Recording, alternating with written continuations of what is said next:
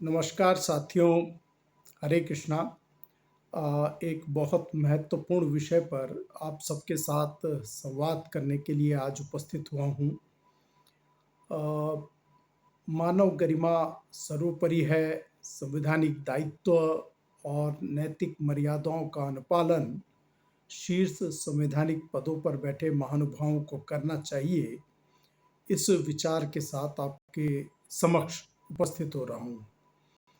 भारत का लोकतंत्र कामी संविधान की प्रस्तावना का शुभारंभ हम भारत के लोग से शुरू होता है, न कि हम का क्रोध से। ये मैं आज कथन कर रहा हूँ सैनिक शिरोमणि मनोज ध्यानी, आपका मित्र, आपका साथी। जय बरी, जय केदार, जय भारत। दोस्तों, अभी हाल ही में भारत के प्रधान न्यायाधीश के मुख से किसी एक वर्ग विशेष से जुड़े लोगों, व्यवसाय विशेष से जुड़े लोगों, या ये कह सकते हैं कि जो रोजगार नहीं प्राप्त कर पाते, उन बेरोजगार भाइयों के संदर्भ में ये बात प्रयोग में आई, और वो सबके सब भारतीय नागरिक हैं, ये हमें स्मरण रहना चाहिए। और उनके लिए शब्द प्रयोग किया गया कॉकरोच, एक कीट शब्द, कीट के लिए जो शब्द प्रयोग होता है उसके बारे में मैं कह रहा हूं कि ये शब्द उनके द्वारा कथित किया गया। अब मैं आज यहाँ पर किसी व्यक्ति, पद अथवा संस्था पर आक्रमण करने की मंशा से बिल्कुल भी नहीं आया हूं, और मैं सिर्फ उस शब्द जो कॉकरोच है उस शब्द के बारे में उठाना चाहता हूं कि भारत संघ का संविधान, हमारी भारतीय संस्कृति और जो समूची मानवता वादी जो सोच है, जो मनुष्य सभ्यता के विकास की इस दौड़ में सबसे प्रथम बिंदु बनता है, जिसपे हम सब मनुष्य हैं। और जब मनुष्यता की बात आती है तो माननीय न्यायाधीश कैसे ये शब्द बोल गए, और वो भी सर्वोच्च पद पे विराजमान, उनका स्पष्टीकरण आया है, फिर भी वह स्वागत जन्य नहीं कहा जा सकता है। उन्होंने किसी भी परिस्थिति में, किसी भी अवस्था में अगर ये बात कही है भारत के किसी भी नागरिक के लिए, नागरिक समूह की बात नहीं, किसी भी एक नागरिक के लिए भी प्रयोग किया है, तो वो गलत कहलाएगा, वो उचित नहीं करार दिया सकता। अब इसके कई आयाम हैं। पहला कारण तो यह है कि इसका संवैधानिक आधार को हमारे को समझना चाहिए। मैं सदैव ये बात करता हूं कि भारत के नागरिकों को भारत के संविधान, अर्थशास्त्र का ज्ञान होना चाहिए।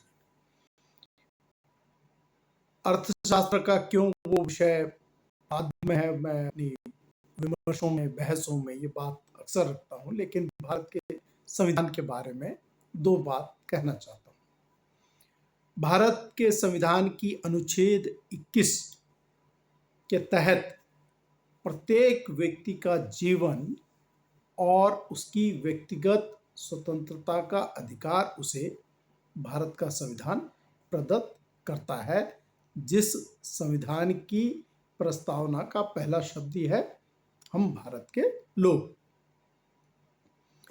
अनुच्छेद 14 में आ जाइए आप, उससे पहले वो समानता की गारंटी, प्रत्येक नागरिक को समानता की गारंटी प्रदान करता है। हालांकि जब हम जाति, पंथ, समुदाय, वर्ग, क्षेत्र और बहुत भाषाई तमाम आधार पे जब विभेद करने लग जाते हैं, तब लगता है कि कहीं बहुत बड़ी समस्या हम संविधान के साथ कर रहे हैं, छेड़छाड़ कर रहे हैं। अब उसके अलग मायने होते हैं, लेकिन संविधान का अनुच्छेद 14 समानता के अधिकार की गारंटी देता है और समान 21 व्यक्ति को उसकी व्यक्तिगत स्वतंत्रता का अधिकार प्रदान करता है। हालांकि मैं इस बात को जोड़ दूं कि व्यक्तिगत स्वतंत्रता का मायना अधिकारों का विषय है, लेकिन इसको हर समय कर्तव्यों के साथ देखा जाना चाहिए कि हमारा राष्ट्र धर्म क्या है, हमारा संवैधानिक धर्म क्या है, उसके साथ इसकी मूल्यांकन किया जाना चाहिए। एक केस हुआ था मेनका गांधी बनाम भारत संघ, और उसके बाद कई हुए हैं जैसे पुट्टस्वामी बनाम भारत संघ के मुकदमे। अगर इन्हें देखेंगे तो इन मुकदमों में एक बात की बात कही गई है, वो है कि मानव गरिमा जो है गैर प्रकार्यम्य है। गैर प्रकार्यम्य का मतलब नॉन निगोशिएबल है, मतलब मानव की गरिमा सबसे ऊपर है। और शायद इसीलिए डिफेमेशन जो अवमानना के जो कानून है वो इसी दृष्टि से सामने आता है। तो यानी मानव गरिमा सबसे ऊपर रहनी चाहिए। अब किसी नागरिक के लिए कीट शब्द का प्रयोग हो जाए, काकरोच उद्बोधित किया जाए, तो ये संविधान के अनुच्छेद 21 और 14, अनुच्छेद 14, इन दोनों का एक तरीके से अपमान कहलाया जाना चाहिए, ऐसा मेरा मत है। इसका दूसरा कानूनी दृष्टिकोण भी है। हमारा समाज आईपीसी की धारा जो है 294, अब ये भारतीय न्याय संहिता जब बनी है तो 296 हो चुका है, और इसी तरीके से आईपीसी की 500 की धारा जो अब भारतीय न्याय संहिता में धारा 356 और 356(2), इसमें मानहानि और अश्लील भाषा के प्रयोग को कानूनी अपराध बनाता है। तो भारत के न्यायगत संस्था के सर्वोच्च पद पे विराजमान मतलब हमारे लिए तो पूजनीय है, आदरणीय रहे हैं, और न्याय व्यवस्था के इतनी ऊंचाइयों पे बैठने पहुंचने का रास्ता, मतलब अपना मार्ग तय किया होगा, तो ऐसी भाषा का प्रयोग कितना उचित है, ये सोचने का विषय है नागरिकों के लिए। ये नैतिक, इसका कोई आधार नहीं है। जिस तरीके की नैतिकता की बात की गई कि ये लोग जब जॉब नहीं पकड़ पाते हैं, और जॉब कैसे पकड़े जाते हैं उसकी कहानियाँ अगर बताई जाए, किस तरीके के हालात हैं। प्रोफेसर अपने घरों में ही बैठ के कुछ बच्चों को एग्ज़ामिनेशन पास कराने के लिए पेपर लीक कर देते हैं, किस तरीके से भाई भतीजावाद, सिफारिशें, घूसखोरी, मतलब सिस्टम अंदर से खोखला हो रहा है, दीमक उसे चाट रही है। उस ओर ध्यान न देकर जो उस से वंचित रह जा रहे हैं, जिनकी पकड़ वहां पर नहीं है, उन पर चोट कर देना कितना न्यायोचित है, ये मनन करने का विषय है प्रत्येक नागरिक के लिए, उनके लिए भी जिनके द्वारा ये शब्द उद्बोधित किए गए थे। इसका एक और तीसरा आयाम है नैतिक और सांस्कृतिक दृष्टि का आयाम। अब हम मूलतः सनातन संस्कारों के लोग हैं। सनातन की धारा हमें गाइड करती है, हमारी जीवन पद्धतियाँ, और सनातन उसे कहा जाता है जो सदैव सत्य है। जैसे सूर्यदेव, सूर्य का प्रकाश, सूर्य का निकलना, चाहे उसके लिए किसी भी पंथ का व्यक्ति हो, हिंदू हो, मुस्लिम हो, ईसाई हो, सिख हो, जैन हो, बौद्ध हो, ज्यूस का हो, जुडाइज्म के फॉलोअर्स हो, आस्तिक हो, किसी को ना मानता हो, जिसको इस दुनिया का ज्ञान भी नहीं है, पंथों का ज्ञान, जैसे जीव जंतु वगैरह, सबके लिए सूरज का आना, रोशनी का आना, ऊर्जा और ताप का आना, ये सत्य है। तो सनातन इसी को कहा जाता है कि सनातन सत्य है। और सनातन की भूमि में बहुत सारे विचार पनपे हैं उसमें। जैसे हम सनातन में हिंदू पंथ के हैं, लेकिन इस पंथ के भीतर भी शैव भी हैं, कृष्ण भी हैं, राम है, वैष्णव है, शाक्त है, सौर है, मतलब गणपत है। तो अलग अलग पंथों के लोग उस पंथ को जीते हैं। इस्लाम में सुन्नी है, शिया है, सूफी है। इसी तरीके से क्रिश्चियनिटी में भी अलग अलग हैं। और हर पंथ में आपको विभक्तता दिखेगी। मतलब सिख पंथ में कहा जाता है कि वो है, लेकिन हमारे देहरादून में ही गुरु राम राय दरबार साहब में एक नए पंथ को उसने अडॉप्ट किया है। पंथ अलग हो सकते हैं, लेकिन सनातन सत्य है। और इसीलिए विवेकानंदा जी कहते थे कि मदर ऑफ ऑल रिलीजन, कि जो मैं उस धर्म को रिप्रेजेंट करने आया हूँ, उस जो मदर ऑफ ऑल रिलीजन है। तो इस पर कभी फिर बात करेंगे। लेकिन एक तीसरा आयाम जो नैतिक और सांस्कृतिक दृष्टि का है, उसमें हम क्या संकल्पना करते हैं? हम करते हैं सर्वे भवन्तु सुखिनः, सब सुखी हों, वसुधैव कुटुंबकम। ये जो कुटुंब है हमारा पूरा, हम एक we are one family, not only human beings but पर्यावरण, पारिस्थितिकी, जीव जंतु, ये पूरी पृथ्वी, पूरा ब्रह्मांड, हम एक परिवार है। And our survival is dependent on each other. तो सनातन उस दृष्टिकोण को लेकर चलता है। और मनुष्यों के बारे में तो हमारे तैत्तिरीय उपनिषद में कहा गया है, मानुषो भव। तो मनुष्य का भाव होना चाहिए, मनुष्यता होनी चाहिए।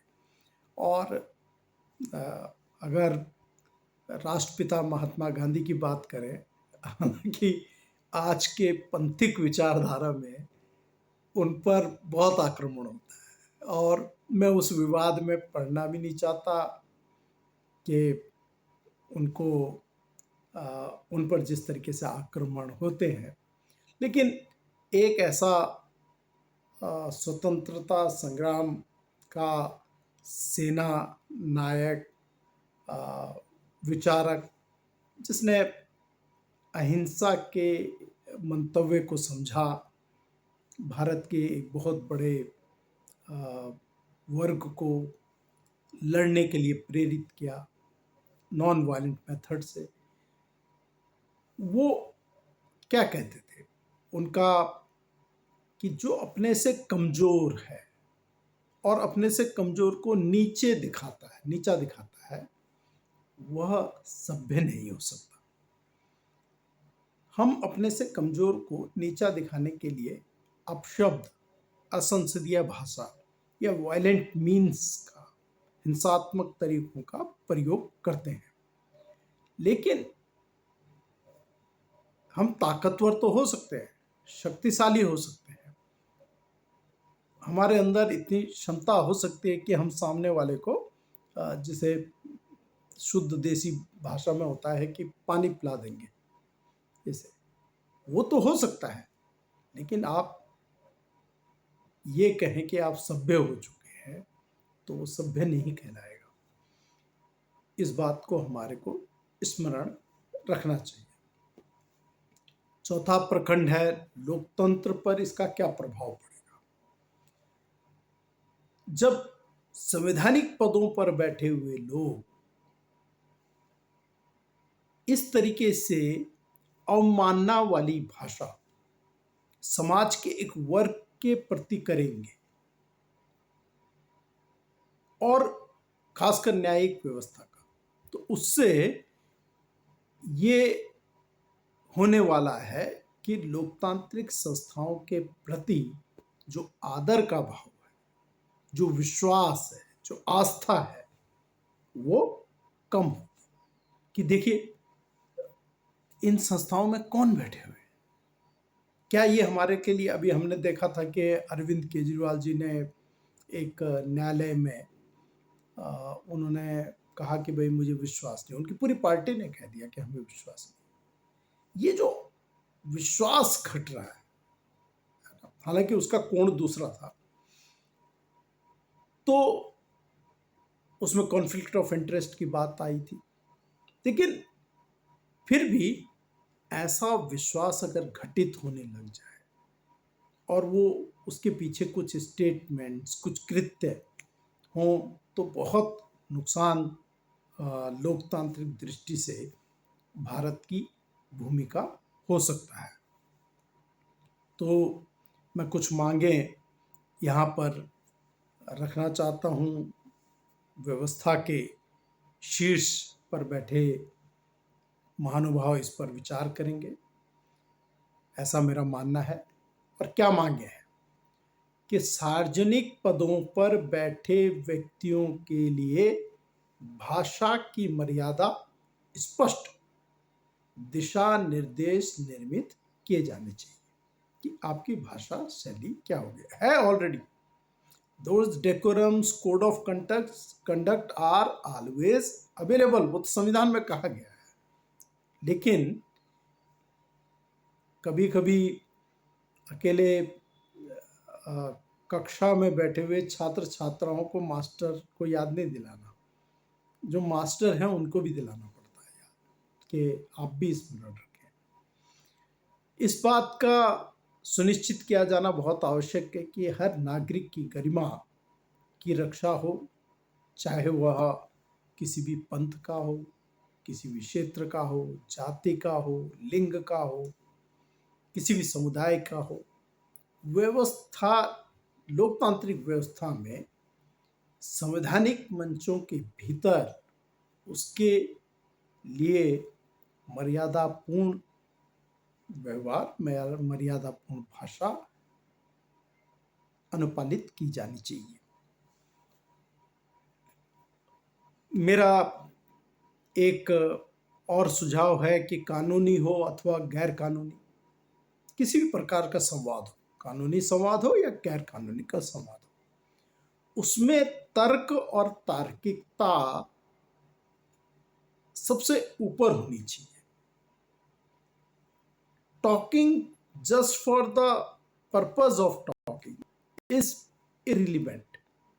तिरस्कारपूर्ण, मर्यादाहीन भाषाओं का बिल्कुल परहेज किया जाना चाहिए। और प्रत्येक के द्वारा, मैं ये बार बार उठाता रहा हूं मंचों से, संवादों में, कि भारत के नागरिकों को, मतलब रेस्टोरेंट में बैठे हुए हैं, ऑफिसों में बैठे हुए हैं, कैफेज में बैठे हुए हैं, वॉक कर रहे हैं, बसों में चल रहे हैं, ट्रेन में, they are using filthy language, foul language, असंसदीय भाषा का प्रयोग करते हैं। मतलब जुबान पे कैसे आ जाती है, मैं तो इस बात से हैरान रहता हूँ। तो भाषा की मर्यादा जो है वो समाज का आईना है।